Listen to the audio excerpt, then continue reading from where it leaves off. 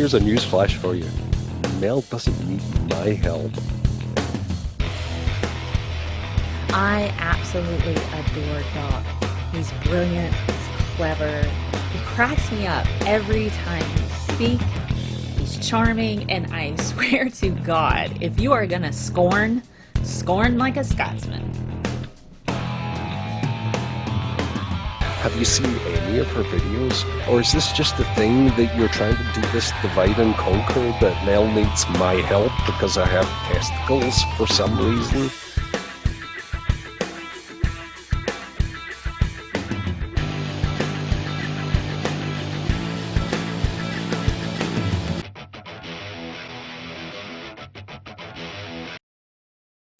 Well, what I would like to do is go through some of the highlights of that particular debate and say, okay, this particular argument, where is it wrong and how could it have gone better? What do you think about that, PZ? Are you game? Let's do it. Yeah. All right. You got the video, Bull? Awesome. You want to call pause? Pause. I want to address something here, and you can just like pause it, and then we'll say words. In any one of those things. If you want to flip us off on the camera, Doc, that's okay too. Pause and then give us the bird. I can't do that because PZ's here. I can't do that. Okay. You're going to behave. Sure All you right. can. No, I would be wrong. Okay. Have you got it? Seeing Bull? people in being indoctrinated to believe that there he is. be scientists. Mormon Wolverine. Experimental or observational science, as we can't hear it. I can't hear it. Can you hear it? Is there sound, Bull? No, I can't hear a thing. Observation, measurement, okay, experiment, testing. All scientists, where the creationists are able. We're seeing people in being indoctrinated to believe that creationists can't be scientists. There's experimental or observational science, as we call it. That's using the scientific method, observation, measurement, experiment, testing. All scientists, whether creationists or evolutionists, actually have the same observational or experimental science. Mr. Ham and his followers have this remarkable view of a worldwide flood that somehow influenced everything that we observe in nature. A 500-foot wooden boat, 8 zookeepers for 14,000 individual animals, every land plant in the world underwater for a full year. I ask us all, is that really reasonable? You'll hear a lot. Sounds legit to me. I imagine also, which is a remarkable place. Okay, pause this for a second. Pause this for a second. Okay, so just as an aside, when I called Kent Hovind, I asked about the one of the mass extinctions they call the Great Dying, where everything, even sea creatures were dying and stuff like that. This was his response. He was like, "Well, that was the flood." I said, "But they're sea creatures," and then he said, "That's right." But it said in the Bible that the ground opened up and there was hot geyser water that came up into the ocean and killed everything because it was super freaking hot really fast. It also caused the craters on the moon, remember? That's what caused the craters on the moon. Because that's legit. And so this flood corresponds with the Great Dying, which was 250 million years ago? Yeah. How do the numbers add up? That doesn't work. Mm-hmm. That doesn't work. But see, PC, the Earth PC, isn't that old. Gosh, man. Of course not. The best way to date a planet, PZ, is you get your favorite book and you add up the ages of all the characters, and that's how old the planet is. Right. Oh my goodness. All right. That's how you do it. Any comments so far, or shall we carry on with this? Well, here's the thing. I think I'd point out is that there's been multiple mass extinctions on the planet, like 5 of them. Yes. Not just one. And well, we got a 6th one going on right now. That's people caused. It happens. Yeah. Goes back a long time. It does. And it doesn't. Like, all right. My tribe didn't notice all being drowned. They were building away and megalithic. They were working on a things. building for my Lord, if I recall correctly, with blue glass. Did anyone notice that? Did anyone notice that we were all wiped out? No, nobody noticed. No, I noticed, except for 3 people, which does fantastic. Oh, wait, just a handful of people, which is fantastic for genetics, by the way. You know, to have like Right. maybe it's 5 or 6 people was- to repopulate the It was world. 8 people. 8 people. 8 people, and 4 of them were related to one another. Yeah, but they were magic people. Oh, yes, they carried no deleterious alleles at all. Nope, They were not one. perfect. They're perfect DNA. Oh God. And all the Shall we- kinds were perfect, and we've all become progressively more scraggly and fucked up because reasons.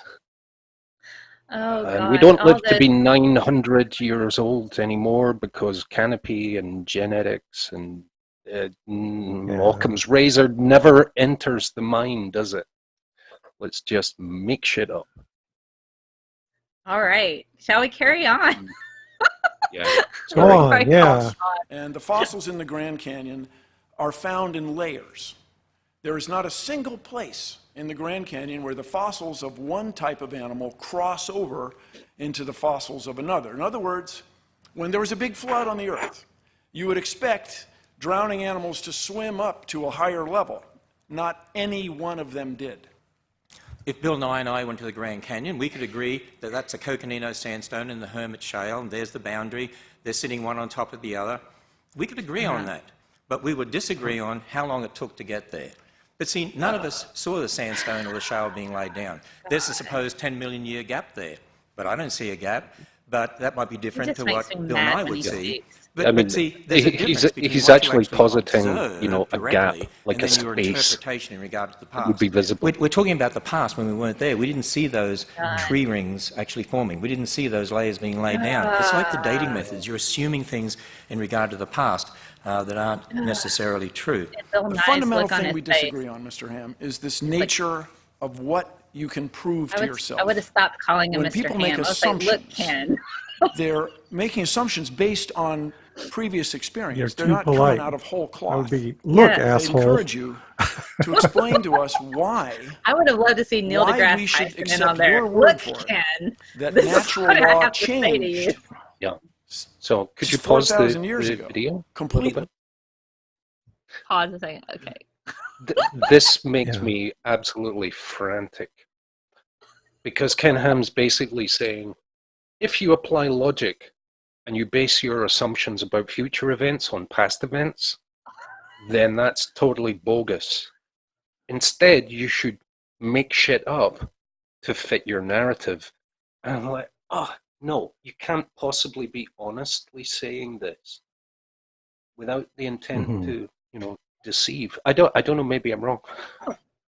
And I've got a beautiful megalodon. He also doesn't have any kind of internal logic to what he's saying. I mean, No. he's arguing that the flood laid down these nice, tidy layers. And he's apparently a believer in that hydrologic sorting story. So it's laying down these perfectly sorted layers with different animals in each layer. Yet this was a catastrophic flood that within 40 days inundated the planet. You know, there's this stuff called turbulence and chaos and all this other mess. It was, they want to argue that the Grand Canyon was carved out within weeks. But at the same time, they want to argue. Bendy bits. Yeah, at the same time, they want to argue that it neatly sorted out the reptiles here, the mammals here, the birds here. None of it makes any sense. The amount of force, the amount of force required to carve that is just intense. It's you know, water cutting is a thing, but the amount of force required to cut something like steel. Now you apply that to a massive frickin' rock. The amount of force required to that is not natural. I tend to go right, you know, while we're making shit up, get over the thermodynamic issue of that amount of water falling in that amount of time, and why it wouldn't have steam baked the whole planet, sterilizing the whole thing, unless, you know, if they just say God magic, physics isn't a thing for this time, then I mean I can't argue with that. So I'm going to catch up on the chat do for that? a second. Yeah. They should just say it was a miracle. We're done. Yep. And and not bothered with all this stuff about experimental and observational science, because Yeah. he's not doing any of that. He's not. So a few comments from the chat while we're going, since I don't have the chat up here. And this comes from Steve Bowden. If Ken Ham converted to Judaism, would he have to change his name to something kosher? I'm sorry. It's probably. wrong. It's wrong to laugh at that. But. Yeah. All right.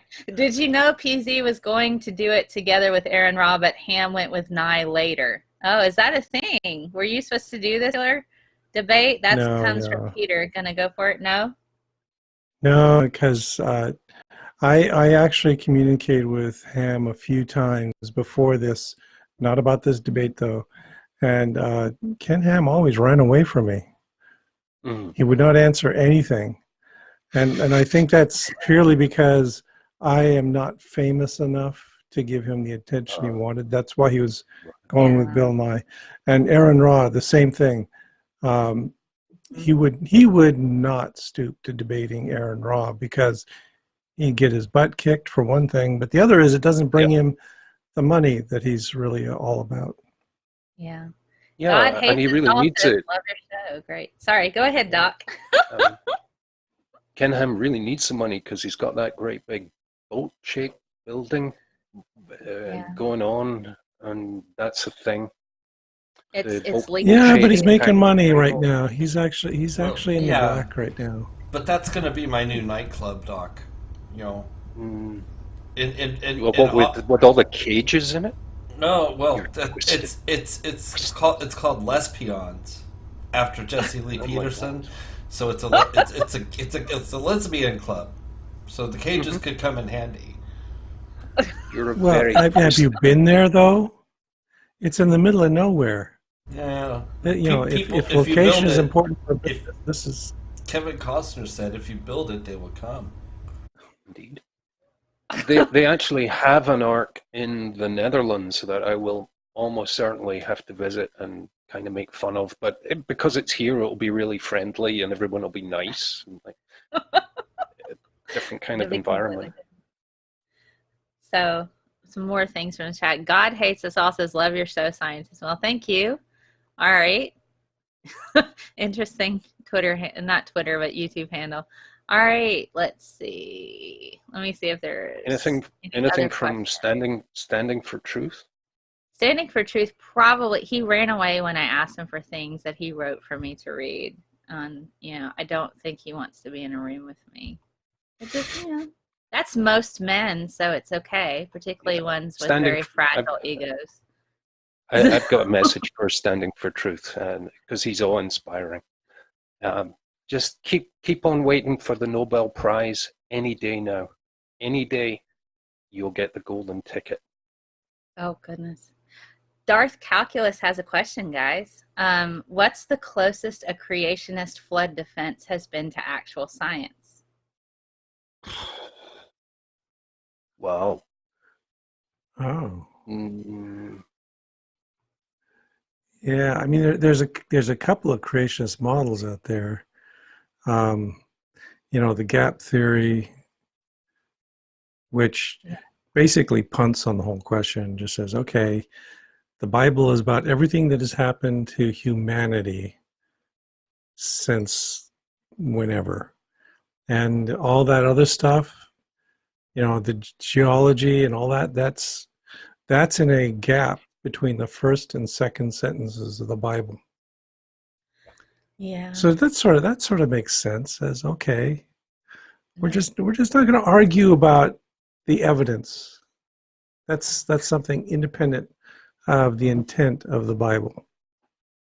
I think the whole story works great if you consider it to be allegorical, kind of falling from grace, maturing, and so on. And here's a bunch of banal but mostly okay advice, except for the genocides and slavery and rape. And those bits. And the killing gay people and things like that. Yeah. The thing is that if you try to read it as a metaphor or an allegory, the 7 days don't make any sense. What is the allegory there? What are they comparing their story to? Because the order is wacky. There's two books of the Bible, and they do things in two different orders. The only metaphor we should take here is that you can't interpret the Bible as a metaphor. Is that a metaphor? What is that? What would that be? I don't know. The only logic we should apply here is certainly not a consistent one. But I mean, nice stories, and here's the magic boat and whatnot. Yeah. Good for them. Good for them. And they have some nice songs. They get together and they all sing. I think it's kind of beautiful. But it's sweet. Steve Bowden says it's completely fine for you to laugh at that joke, Doc, about Ken Ham changing his name. It's not anti-Semitic to do that, right? Okay. The owner of the Dutch Ark is looking for a ship that can transport the Ark across the ocean. It's not seaworthy. That's what Peter says. That's funny. And then John Peterson says, standing for truth will not talk to women at ScientistMel. That's funny because modern day debate wanted me opposite him. So that would have been really interesting and probably over quick. Anyway, so, all right. So I've caught up on questions and stuff. So let's carry on with the video and then we'll come back with a challenge. You guys ready? Mm-hmm. Okay, here we go. And there's no record of it. Natural law hasn't changed. As I talked about, I said we have the laws of logic, the uniformity of nature, and that only makes sense within a biblical worldview anyway. People just of look a so creator mad. God who set up I those love that laws, about him. and that's why we He's can like, do good experimental science, because we assume punch him in the laws are true face. and they'll be true Bill wants to tomorrow. punch him in the face. We build models based upon the Bible, Ken Ham and those doesn't models have are a always suit that subject to fits him change. right. Look at The him. fact of That Noah's suit- flood that coat is not too subject big. to change. I used to The work in model of how formal the wear, flood so occurred I'm going is to subject judge to him change. harshly. Because we observe in the current world, and we're able to come up with maybe different ways this could have happened or that could have happened, and that's part of that scientific discovery. You cannot ever prove using the scientific method in the present. You can't prove the age of the Earth, so you can never prove it's old. So there is no hypothetical. What we That's want not true. in science as practiced out on the outside, At least is Bill has a an good ability tailor. to predict. We want to have a natural law that is so obvious and clear, so well understood, that we can make predictions about what will happen. And the big thing I want from you, Mr. Ham, is can you come up with something that you can predict? Do you have a creation model that predicts something that will happen in nature? All right, guys. What do you think? Can Ken Ham come up with something to predict nature based on Well, creationism? you didn't show the part where Ken Ham is asked what evidence would change his mind, and he said there wouldn't be any. That there can't be evidence against his Bible. So that kind of shoots down any pretense to science that he might have.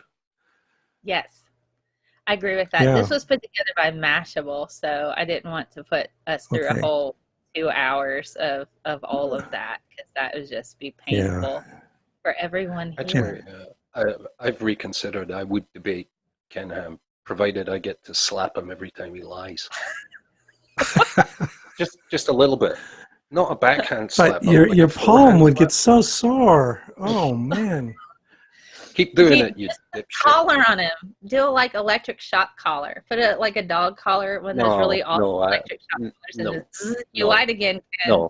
No, I actually want to hit him lots. So I'm a bad person. I'm going to burn in hell. So, okay.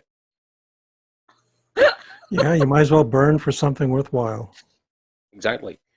Oh my Punch goodness. that moron right in the face.